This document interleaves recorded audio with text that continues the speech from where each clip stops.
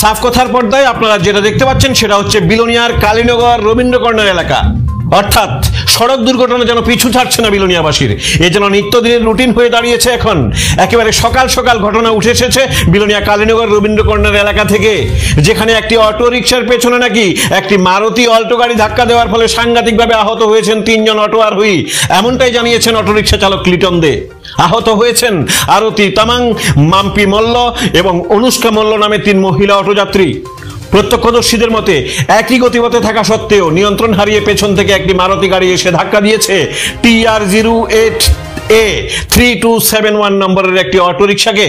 বারবার পাল্টি খেয়ে অটোরিকশাটি দুমড়ে মুচড়ে যায় অটোতে বসা যাত্রী সহ।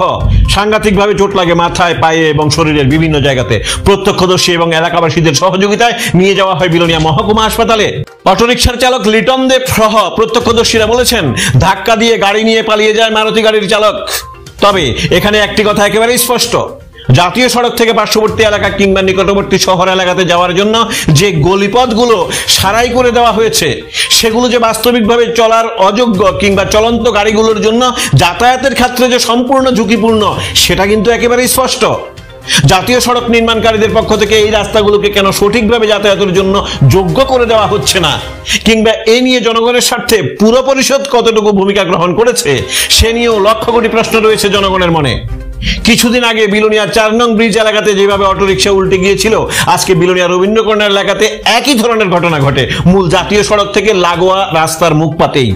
কেননা অটোরিকশা এবং পেছন থেকে যে গাড়িটি এসেছিল, দুজনের গন্তব্যের দিশা ছিল ঠিক একই রাস্তা, অথচ নিয়ন্ত্রণ হারিয়ে ধাক্কা দিল অটোরিকশাকে।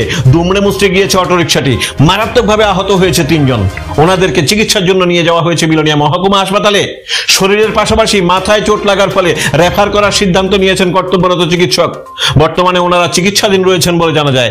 তবে সাফ কথা একটাই, হিমশীতল ঘরে বসে ঠুটো জগন্নাথের উপর ভরসা না রেখে কিংবা আমার মতো ভদ্র পোশাকী নিষ্কর্মাদের উপর আস্থা না রেখে, যেহেতু আমাদেরকেই চলতে হবে মূল সড়কে, সতর্কতাও অবলম্বন করতে হবে আমাদেরকেই। অতএব সতর্ক থাকুন, সবাইকে সতর্ক রাখুন।